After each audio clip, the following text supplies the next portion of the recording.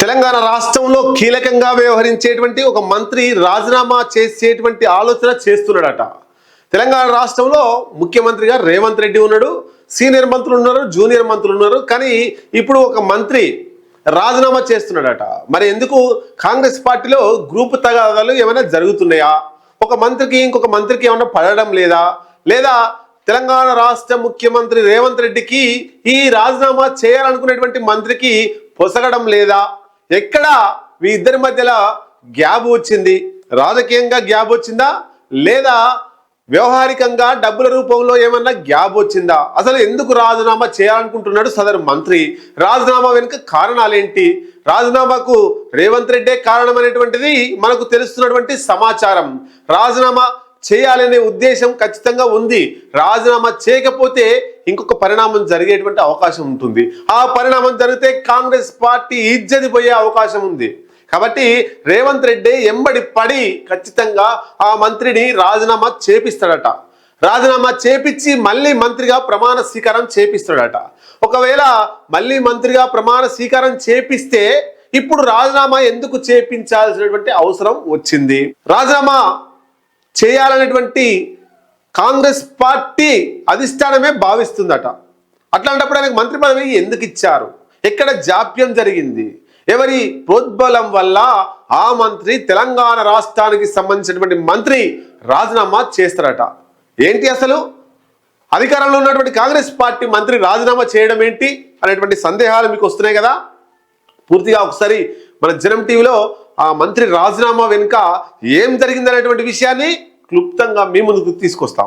తెలంగాణ రాష్ట్రంలో మంత్రిగా ఉండాలంటే ఖచ్చితంగా ఏదైనా ఒక శాసన మండలి నుండైనా శాసనసభ నుండైనా ఎన్నుకోబడి ఉండాలి. అంటే ఎమ్మెల్యేగానన్నా ఎన్నుకోబడి ఉండాలి, లేదా ఎమ్మెల్సీగానన్నా ఎన్నుకోబడి ఉండాలి. కానీ ఏ సభ నుండి ఎన్నుకోబడకపోతే 6 నెలల తర్వాత ఆ మంత్రి రాజీనామా చేయాల్సినటువంటి అవసరం ఉంటుంది. ఈ 6 నెలలు కాకముందు రాజీనామా చేసేటువంటి మంత్రి ఎవరు? జూబ్లీహిల్స్ ఎన్నికలలో నవీన్ యాదవ్ ఎమ్మెల్యేగా పోటీ చేస్తున్నప్పుడు అక్కడ మైనార్టీ ఓట్లను నవీన్ యాదవ్ వైపు, కాంగ్రెస్ వైపు వేసుకోవడం కోసం, అక్కడ నవీన్ యాదవ్ను గెలిపించడం కోసం రేవంత్ రెడ్డి అక్కడ ఉన్నటువంటి అజారుద్దీన్కి మంత్రి పదవి ఇచ్చిండు. ఆ ఇచ్చే నాటికి అజారుద్దీన్ ఎమ్మెల్సీ కాదు, అటు ఎమ్మెల్యే కాదు. కాబట్టి మంత్రి పదవి తర్వాత ఆయన ప్రమాణ స్వీకారం చేసిండు, మంత్రిగా ఎన్నికైండు. ఈ నెల 30తో ఆయన మంత్రి పదవిలోకి వచ్చి ప్రమాణ స్వీకారం చేసి 30తో 6 నెలలు ముగిసే అవకాశం ఉంది. అంటే 6 నెలలు దాటిందంటే ఆయన రాజీనామా చేయాల్సిందే. మరి ఇప్పుడు ఈ 30 తారీఖు లోపు ఆయన ఎమ్మెల్యేగానైనా ఎమ్మెల్సీగానైనా ప్రమాణ స్వీకారం చేసి ఉండాలి. అది సాధ్యమవుతుందా? గవర్నర్ కోటా కింద ఉండేటువంటి ఎమ్మెల్సీలు ఇద్దరిని, ఇటు అజారుద్దీన్ని అటు కోదండరాంని గవర్నర్ ఆపిండు. ఆ కేసు సుప్రీంకోర్టులో నడుస్తుంది. కాబట్టి 30 లోపు ఎమ్మెల్సీగా ఎన్నుకోబడకపోతే ఆ పదవికి రాజీనామా చేపించి మళ్ళీ ప్రమాణ స్వీకారం మంత్రిగా చేపించే అవకాశాన్ని అధిష్టానం చూస్తుందట. ఒకసారి చూద్దాం. అజారుద్దీన్ ఎమ్మెల్సీ పదవిపై సస్పెన్షన్ ఇంకా వీడడం లేదు. రాష్ట్ర గవర్నర్ శివ్ ప్రతాప్ శుక్లా మంత్రి అజారుద్దీన్ని ఎమ్మెల్సీగా నియమిస్తారా లేదా అనే ఉత్కంఠ కాంగ్రెస్ పార్టీలో నెలకొన్నది. ఈ నెల 30 తారీఖు లోపు ఆయనను ఎమ్మెల్సీగా నామినేట్ చేయకపోతే మంత్రి పదవికి రాజీనామా చేయాల్సినటువంటి అవసరం ఉంటుంది. అయితే ఒకవేళ పెండింగ్లో ఉన్నటువంటి ఎమ్మెల్సీల ఎంపికపై ఆ ఫైల్ ఉంటుంది కదా, ఆ ఫైల్పై ఆమోదం పొందితే అజారుద్దీన్ రాజీనామా చేయాల్సినటువంటి అవసరం ఉండదు. ఆ ఫైల్ ఆమోదం పొందకపోతే అజారుద్దీన్ రాజీనామా చేయాల్సినటువంటి అవసరం ఉంటుంది. రాజీనామా చేసిన తర్వాత తిరిగి మళ్ళీ ప్రమాణ స్వీకారం చేపిస్తారనేటువంటి ఆ యోచన కూడా కాంగ్రెస్ పార్టీ చేస్తుందట. మరి ఇంతకీ గవర్నర్ క్లియరెన్స్ ఇస్తాడా, పెండింగ్లోనే బిల్లు పెడతాడనేటువంటి ఒకసారి చూద్దాం. గవర్నర్ కోటాలో ఎమ్మెల్సీగా అటు అజారుద్దీన్, ఇటు కోదండరాం, ఈ ఇద్దరిని కూడా నియమించాలని రాష్ట్ర మంత్రివర్గం గవర్నర్కు గత ఏడాది ఆగస్టు చివరన సిఫార్సు చేసింది. ఇద్దరిని ఎమ్మెల్సీగా నియమించాలని. ఎమ్మెల్సీల ఎంపిక విషయంలో న్యాయస్థానాల్లో ఈ కేసు నడుస్తుంది. బీఆర్ఎస్ఎల్ పోయి హైకోర్టులోను అటు సుప్రీంకోర్టులో వేసిరు కేసులు. ఇవి కేసులు న్యాయస్థానాలు నడుస్తుండడంతో ఫైల్ పెండింగ్లో ఉన్నది. జూబ్లీహిల్స్ ఎన్నికల సందర్భంగా నవీన్ యాదవ్ గెలుపు కోసం అజారుద్దీన్కి మైనార్టీల ఓట్లు నవీన్ యాదవ్కు పడడం కోసం అజారుద్దీన్కి మంత్రి పదవి రేవంత్ రెడ్డి ఇచ్చినటువంటి విషయం మనకందరికీ తెలిసిందే.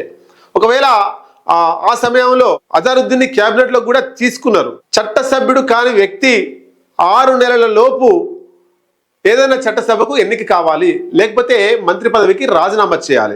ప్రమాణ స్వీకారం చేస్తే 6 నెలల లోపు ఏదైనా సభలో సభ్యత్వం తీసుకోవాలి. అంటే ఈ నెల 30 లోపు అజారుద్దీన్ ఎమ్మెల్సీగా నామినేట్ చేయాలి, లేదంటే ఆయన మంత్రి పదవికి రాజీనామా చేయాల్సినటువంటి అవసరం ఉంటుంది. ఈ క్రమంలోనే 2 రోజుల కిందట సీఎం రేవంత్ రెడ్డి స్వయంగా గవర్నర్ వద్దకు వెళ్ళి అజారుద్దీన్ అటు కోదండరాం ఇద్దరిని కూడా ఎమ్మెల్సీలుగా ఎంపిక చేయాలని చెప్పేసి అప్పీల్ కూడా చేసిండు గవర్నర్కు. ఇదిలా ఉండగా అజారుద్దీన్ గతంలో హైదరాబాద్ క్రికెట్ అసోసియేషన్ ప్రెసిడెంట్గా ఉన్న సమయంలో ఆయనపై ఆర్థిక పరమైనటువంటి అక్రమాలు జరిగాయంటూ కొన్ని సంఘాలు, కొన్ని పార్టీలు ఫిర్యాదు చేసిర్రు గవర్నర్కి. అందుకే ఆయన ఎమ్మెల్సీగా నామినేట్ చేయొద్దని లోక్ భవన్ వరకు, అంటే రాష్ట్ర గవర్నర్ ఉంటున్నటువంటి ఆఫీస్ వరకు కూడా, లోక్ భవన్ అంటాం, ఆ లోక్ భవన్ వరకు కూడా ఫిర్యాదులు కూడా అందినాయి. బీఆర్ఎస్ వాళ్ళు ఫిర్యాదు చేసిర్రు. ఈ క్రమంలోనే ఇద్దరిని ఎమ్మెల్సీలుగా గవర్నర్ నామినేట్ చేస్తారా, లేక కేవలం కోదండరావు మాత్రమే ఇచ్చి అజారుద్దీన్ని పక్కకు పెడతారా అనేటువంటి విషయం కూడా మనం చూడాల్సి ఉంటుంది. లేదా మొత్తం ఫైల్ను పెండింగ్లో పెడతాడా అనేటువంటిది కూడా చూడాలి. ఇక్కడ ఇస్తే కోదండరావుకి ఇచ్చి అజారుద్దీన్ని పక్కకు పెడతాడా, ఇస్తే ఇద్దరికి ఇస్తాడా, లేదా ఆ ఇద్దరికి ఇవ్వకుండా పెండింగ్లో ఫైళ్లు పెడతారనేటువంటిది చూడాల్సిందే. మరి మరోసారి మంత్రి ఆజాద్ ప్రమాణ స్వీకారం చేసే అవకాశాలే ఎక్కువగా ఉన్నాయనేటువంటిది రాజకీయ విశ్లేషకులు చెబుతున్నారు. ఒకవేళ అజారుద్దీన్ ఎమ్మెల్సీగా గవర్నర్ నామినేట్ చేయకపోతే ఆయనను ఏం చేయాలి అనేటువంటి విషయాన్ని ఈ రోజు జరిగేటువంటి కేబినెట్లో ఒక నిర్ణయం తీసుకోబోతున్నారు. మళ్ళీ ఆయనను రాజీనామా చేయించి నెక్స్ట్ వీక్లో ఫస్ట్ తర్వాత 30 తారీఖు వరకు రాజీనామా చేయించి ఫస్ట్ తర్వాత మళ్ళీ మంత్రిగా ప్రమాణ స్వీకారం చేపిస్తారనేటువంటి గుసగుసలు కూడా వినపడుతున్నాయి. దీంతో అజారుద్దీన్కు మరొక 6 నెలల సమయం దొరికినట్టు అవుతుంది. ఈ లోపు గవర్నర్ దగ్గర పెండింగ్లో ఉన్నటువంటి ఫైల్ ఆమోద ముద్ర పడితే ఎమ్మెల్సీగా ఎన్నికవుతాడు. ఒకవేళ ఆమోద ముద్ర కూడా పెండింగ్లో ఉంటే అప్పటికి ఎంపీటీసీ, జెడ్పీటీసీ ఎన్నికలు అవుతాయి. కాబట్టి ఆ స్థానిక సంస్థల ఎన్నికలు నిజామాబాద్లో కవిత రాజీనామా చేసింది ఎమ్మెల్సీ పదవికి. అక్కడ నుండి అజారుద్దీన్ని స్థానిక సంస్థల్లో ఎన్నికల్లో ఎమ్మెల్సీగా నిలబెట్టి గెలిపించి మంత్రి పదవి ఎప్పటికీ ఉండేటట్లు ప్రయత్నం కాంగ్రెస్ పార్టీ చేయబోతుంది. ఈలోపు న్యాయ వివాదాలు కూడా తొలగిపోయి వస్తే ఎమ్మెల్సీ అవకాశం అజారుద్దీన్కి రావచ్చు. ఏదేమైనా ఈరోజు కేబినెట్ సమావేశం జరుగుతుంది. దాంట్లో ఒక నిర్ణయం తీసుకునే అవకాశం ఉంది. ఈ నెల 30 లోపు రాజీనామా చేయించాలా, లేదా ఎమ్మెల్సీ కోటాలో గవర్నర్కు రిక్వెస్ట్ చేసి అప్పీల్ చేసుకోవాలనేటువంటి కేబినెట్లో చర్చ జరగబోతా ఉంది. గవర్నర్ కోటా ఎమ్మెల్సీలకు పదవి గండం జూలై 22 వరకు సుప్రీంకోర్టు కేసు వాయిదా. రాష్ట్రంలో గవర్నర్ కోటా కింద ఎమ్మెల్సీలు నియామక విషయంలో కీలక పరిణామం చోటు చేసుకుంది. గవర్నర్ కోటా ఎమ్మెల్సీగా ప్రొఫెసర్ కోదండరాం, అట్లాగే ఆ మంత్రి అజారుద్దీన్, ఈ ఇద్దరు కూడా నియామకం మీద సుప్రీంకోర్టులో కేసులు దాఖలైనాయి. దీనికి సంబంధించి ఈ కేసుపై భారత అత్యున్నత న్యాయస్థానం సుప్రీంకోర్టు ఒక 22వ తేదీకి వాయిదా వేసింది. ఈ కేసుపై భారత అత్యున్నత న్యాయస్థానంలో బుధవారం వాదనలు కూడా జరిగినాయి. కాగా కోదండరాం, అజారుద్దీన్ నియామకాలపై నిర్ణయం తీసుకునేందుకు గవర్నర్కు మరికొంత సమయం కావాలని ప్రభుత్వం తరపున అటార్నీ జనరల్ కోరారు. గవర్నర్ తీసుకునే నిర్ణయంతో ఈ విచారణను కొనసాగించాలా లేదా ముగించాలా అనేటువంటి తేలుతుందనేది కోర్టుకు విజ్ఞప్తి చేశారు. కాగా అజారుద్దీన్ మంత్రిగా కొనసాగేందుకు ఈ నెల 30 లోపు ఎమ్మెల్సీగా ప్రమాణ స్వీకారం చేయాలి, లేదా రాజీనామా చేయాలి అనేటువంటిది మనకు తెలుసు. మరి మంత్రిగా ప్రమాణ స్వీకారం చేసి ఈ నెల 30తో అజారుద్దీన్కి ఖచ్చితంగా 6 నెలల సమయం దాటే అవకాశాలు ఉన్నాయి.